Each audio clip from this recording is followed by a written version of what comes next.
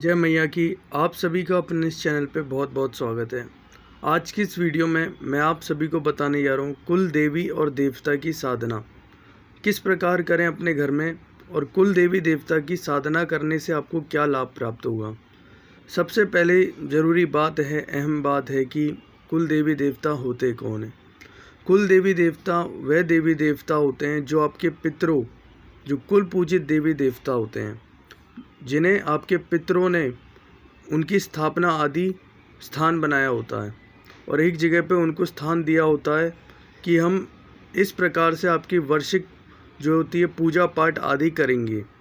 इस प्रकार से एक वचन लिया होता है हमने, और वो कुल देवी देवता अपने आगे के कुल को, जो इस कुल में वो देवी देवता स्थापन हैं, तो वो अपने कुल की सारी प्रकार के विघ्न जो होते उन सभी से आपको छुटकारा देते हैं। जैसे कि एक फूल होता है, एक पेड़ होता है, उस पेड़ की एक जड़ होती है, वही जड़ हमारी कुल देवी देवता हैं और या हमारे पितृ हैं।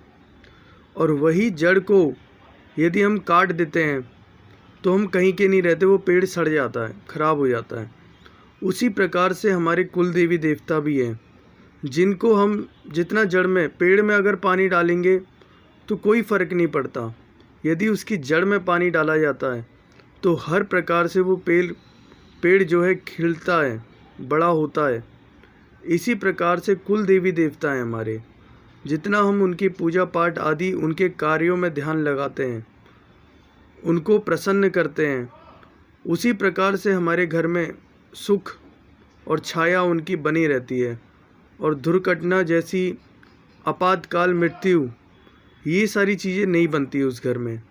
और एक सुख और एक कुल को, चाहे आपका परिवार 3 हिस्सों में बटा हुआ है, 4 हिस्सों में बटा हुआ है, उनके बीच अन्न बन है, इस प्रकार की चीज़ें उस कुल में फिर होती नहीं है। क्योंकि वहाँ पे कुल शक्ति जो होती है वो सबको एकत्रित करने का काम करती है, उनके सारे मन को एकजुट बना के उनकी पूजा के लिए कभी ना कभी जो है ऐसा मन बनाएगी, उन सभी को जो है कुल देवी देवताओं के दर्शन होते हैं, वो आपको अपने स्थान पे बुलाती हैं।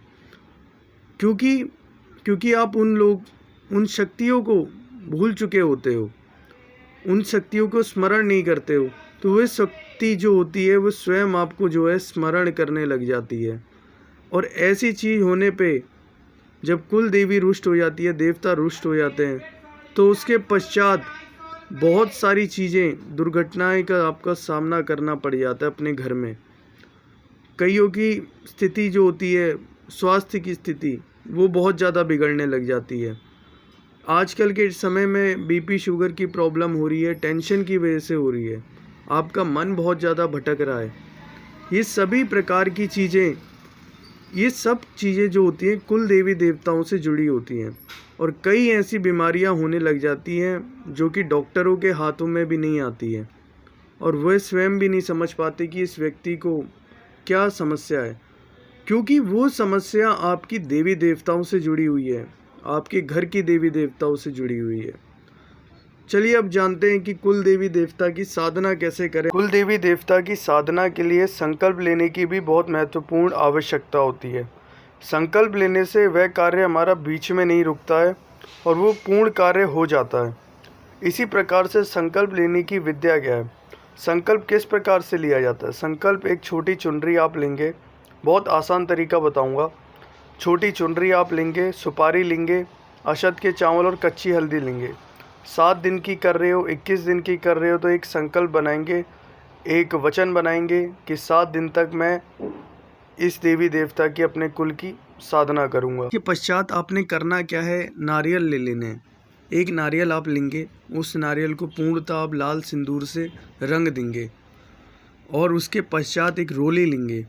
उस रोली के माध्यम से आप उसमें 7 धागे बांध देंगे गोल घुमा के, और उसके पश्चात वो अपने कुल देवी के सामने समक्ष जो है रख देना है, और उनसे कहना है कि हे माता, हे जगत जननी परमेश्वरी, हे देवी आदिशक्ति, या अपने कुल देवी या देवता का नाम लेते हुए उनके सामने उनको अर्पण कर देना। और माता से कहना है कि हे मैया, मेरे से जैसी भी प्रकार की पूजा हो, इस पूजा को आप स्वयं जो है अर्पण कर लेना, स्वीकार कर लेना। मुझसे जो भूल चूक हो जाए इस पूजा के दौरान मुझे माफ़ी कर देना। मैं नन्हा सा बालक हूँ, अज्ञान मूर्ख बालक हूँ। मुझे किसी चीज़ का ज्ञान नहीं है। मुझे जितना ज्ञान है मैं अपनी तरफ से जितना आपको दे सकता हूँ, आप इसे स्वीकार करें और मेरे परिवार में जिस भी प्रकार की समस्या चल रही है उन सभी समस्याओं से मुझे मुक्ति दें, मेरे परिवार को मुक्ति दें और आप प्रसन्न हो जाए। इस प्रकार से आपने उनसे वचन करने हैं और उन चीज़ों को, उस नारियल को आपने अर्पण कर देना है। इसके पश्चात आप एक अखंड दीप जलाएंगे। अखंड दीप जलाने से पहले आप ये ध्यान दे लें कि आपके घर में किस तरीके की पूजा होती आई है। तामसिक हुई है, रजसिक हुई है या सात्विक हुई है। अधिकतर तामसिक और सात्विक पूजा होती है। तो उस प्रकार से आपके अगर घर में तामसिक पूजा होते आई है तो आपके घर में सरसों के तेल का दीप जरूर जलेगा। अथवा सात्विक पूजा हुई है तो सात्विक पूजा में घी के तेल की जो है जोत जलती है, या इष्ट के लिए हम जो है घी के तेल की जोत जलाते हैं। और यदि हमारे घर में बलि पूजा आदि हुई है, तामसिक पूजा हुई है, तो उस पूजा में आप सरसों के तेल का दीप जरूर जलाएंगे। और सरसों के तेल के दीप जलाने का महत्व ये है कि उनकी पूजा, जो कि आपके तामसिक पूजा होती है, बलि पूजा होती है, तो उस पूजा में सरसों के तेल का ही सारा काम होता है। वह एक नियम होता है। तो उस नियम में सरसों के तेल का ये होता है कि वह शक्ति उग्र शक्तियों से जुड़ी होती है, और उग्र शक्तियों से जब वो जुड़ी होती है तो उन्हें सरसों के तेल का ही भोग लगाया जाता है। जैसे कि मान लीजिए भैरव बाबा हैं या माँ काली है, तो माँ काली के लिए भी या सरसों के तेल का ही दीप जलाया जाता है, या भैरव बाबा के लिए। तो इस प्रकार से आप अपने कुल देवी देवता का दीप जलाएंगे, अखंड दीप 7 दिनों के लिए। आगे जो आपने करना है, आपके घर में कुल देवी है तो कुल देवी के लिए आप चुनरी चढ़ाएंगे उन्हें, उनसे जुड़े 16 श्रृंगार चढ़ाएंगे या उनसे जुड़ा भोग चढ़ाएंगे जो आपके घर में चढ़ता आया है। तामसिक पूजाओं में देखा जाए तो सबसे ज़रूरी खिचड़ी चढ़ाई जाती है। खिचड़ी किस चीज़ की चढ़ाई जाती है? वह खिचड़ी बनाई जाती है काले उड़द की दाल की। तो उस प्रकार से आप खिचड़ी बनाएंगे उनके लिए। और दूसरी चीज़ मांस की, या तो उड़द की, जो मांस मतलब कहा जाता है, हमारे वहाँ उड़द की दाल को मांस की दाल कहा जाता है। तो उस प्रकार से आप उनको उड़द के दाल के पकौड़े जो होते हैं वह बना के चढ़ाएंगे, पूड़ी बना के चढ़ाएंगे, खीर बना के चढ़ाएंगे। इस प्रकार से आप अपनी कुल देवी देवता को ये चीज़ें चढ़ा सकते हैं। और या तो आप उनके बारे में और अधिक जानना चाहते हैं तो अपने घर में पूछ लीजिए कि उन शक्तियों को क्या आप चढ़ाते आए हैं। तो इस प्रकार से आप उनको जो है इस तरीके की चीज़ जो है चढ़ा सकते हैं। कुल देवी देवताओं की पूजा में जो महत्वपूर्ण चीज़ होती है, उनको 5 फूल, 5 फल और 5 मिठाई जो कि चढ़ाई जाने का नियम होता है। उस प्रकार से आप उनके जो भी जहाँ पे आप स्थान बनाएं उनका, तो उस स्थान पे वो सारी चीज़ें चढ़ाएं जहाँ पे आप नारियल रखा हुआ आपने, वह सारी चीज़ें आप चढ़ाएंगे। और उन चीज़ों को चढ़ाने के बाद जहाँ पे आप दिया आपने स्थापन करा होगा, उस दिया के बगल में उसके नीचे एक तो आप जो है लाल रंग का एक कपड़ा बिछाएंगे। और उस लाल रंग के कपड़े के पश्चात आपने करना क्या है, उस जगह पे जहाँ आप दिया का स्थापन करेंगे उस दिया में आप जो है काली सरसों डालेंगे और एक दिया जलाएंगे, काली सरसों के तेल का ही जलाएंगे। जैसे कि मैंने पहले बताया कि आपके घर में किस तरीके की पूजा होते आई है। उसके पश्चात आप अशत के चावल लेंगे, उस दिया के बगल में मतलब गोल जैसे वो दिया होता है, तो पूरे गोल तरीके से आप जो है वहाँ पे चावल रखेंगे, 11 रुपये भेंट रखेंगे, सिक्के रखेंगे, इस तरीके से बताशे रखेंगे, पूरी तरीके से जो कि आप उस चीज़ों को सजाएं। और फूल रखेंगे, लाल रंग के फूल रखेंगे, गुड़हल के फूल रख सकते हैं, गुड़हल के फूल अधिकतर चढ़ाए जाते हैं, या गुलाब के फूल रख सकते हैं, गुलाब के फूल भी चढ़ाए जाते हैं। तो इस तरीके से आप उनको सजाएं और उनको अर्पण करें। इस तरीके से आप जो है वो चीज़ें कर सकते हैं। आप सभी चीज़ें करने के बाद आप क्या करेंगे, जहाँ पे आपने दीप का निर्माण करा है उस दीप को प्रज्वलित करेंगे।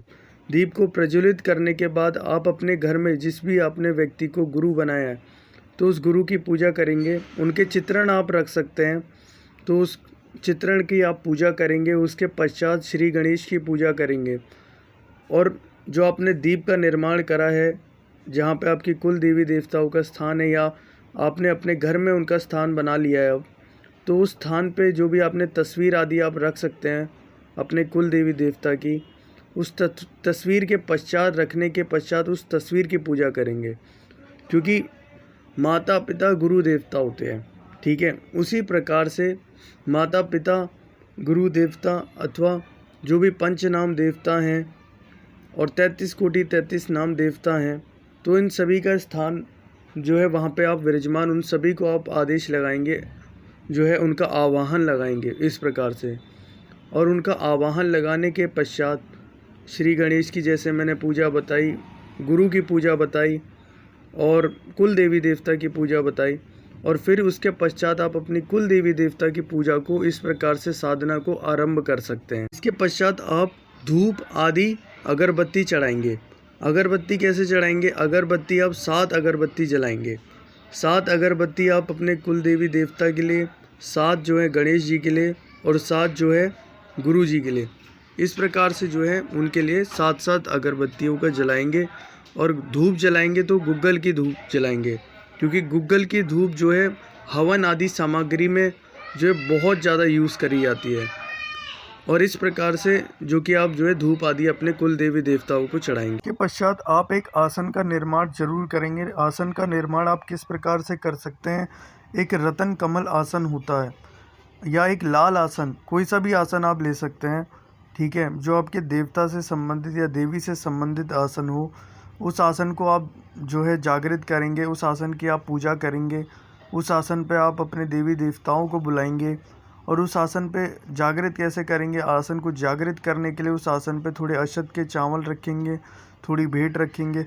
उस आसन की आप सुबह शाम जो है पूजा करेंगे। अपने स्थान पे जो भी आपने बना रखा है उस मंदिर की भी आप पूजा पाठ करेंगे। जहाँ पे अपने देवी को बैठा रखा है, देवता को बैठा रखा है, उस जगह पे आप पूजा पाठ करेंगे, आसन की पूजा करेंगे। इस प्रकार से जो है आप जो है अपने आसन की पूजा कर सकते हैं। या एक धुनी का निर्माण कर सकते हैं, धुनी रमा सकते हैं अपने घर में उस देवी देवता से संबंधित। धुनी कैसे रमाएंगे? धुनी रमाने की जो विधि है, जो कि आप गाय का गोबर ले सकते हैं और घी ले सकते हैं, और जो कि आप जहाँ जिस स्थान पे धुनी रमाएंगे तो उस जगह पे आप भोग देंगे, एक फल रखेंगे, दिया जलाएंगे और वहाँ पे अगरबत्ती जलाएंगे। 2 अगरबत्ती आप जलाएंगे उस देवी देवता के नाम की, और उनके मंत्रों द्वारा उस धुनी का निर्माण करेंगे। या आप उनका आवाहन लगाते हुए भी उस धुनी का निर्माण कर सकते हैं, चेतन कर सकते हैं उस जगह पे। तो इस प्रकार से आप धुनी भी रमा सकते हैं। धुनी रमाने का एक अपना एक अलग महत्व होता है। उसको धुनी रमाने से आप अपने घर में ये पा सकते हैं कि हर प्रकार की नकारात्मकता आपके घर से चले जाती है। इन सभी चीज़ों के करने के पश्चात आप अपने घर में जो कि कीर्तन आदि कर सकते हैं, वे रख सकते हैं अपने कुल देवी देवताओं के नाम से। या आप स्वयं में ही पाठ कर सकते हैं अपने कुल देवी देवताओं का। यदि आपको अपने कुल देवी देवता का पता नहीं है तो आप दुर्गा सप्तशती का भी पाठ कर सकते हैं कुल देवी के नाम से। इस प्रकार की चीज़ें जो है आप ज़रूर करें अपनी कुल देवी देवताओं की साधना में। इस प्रकार से आपको एक सकारात्मक ऑरा, सकारात्मक शक्ति आपसे जुड़ती है, उनके गढ़ जरूर जुड़ते हैं और उनकी असीम कृपा और उस शक्ति की शुद्धि होती है। इस प्रकार से आप ये चीज़ें कर सकते हैं। उस स्थान में प्रतिदिन जो है गंगा जल आदि का छिड़काव ज़रूर करें, क्योंकि जहाँ पे भी अशुद्धि आ जाएगी तो इस प्रकार से होगा क्या कि वहाँ पे एक नकारात्मक शक्ति पनप जाएगी और वो आपके पूजा पे जो भी आपने भोग आदि लिया है वे सभी वो स्वयं ग्रहण कर लेगी। इस प्रकार से आप स्वच्छता आदि इन चीज़ों का ज़रूर ध्यान दें, क्योंकि इनका एक अलग महत्व होता है। जब आपकी पूजा प्रक्रिया संपन्न हो जाए तो इसके पश्चात ये सारी चीज़ें, सामग्री आदि आप किसी गरीब व्यक्ति को जो है दान आदि कर सकते हैं या किसी पंडित ब्राह्मण आदि को दान आदि कर सकते हैं। धन्यवाद मेरी इस वीडियो से जुड़े रहने के लिए। कृपया मेरे इस चैनल को लाइक, शेयर, सब्सक्राइब जरूर करें। जय माँ काली का, जय बाबा भैरवनाथ की।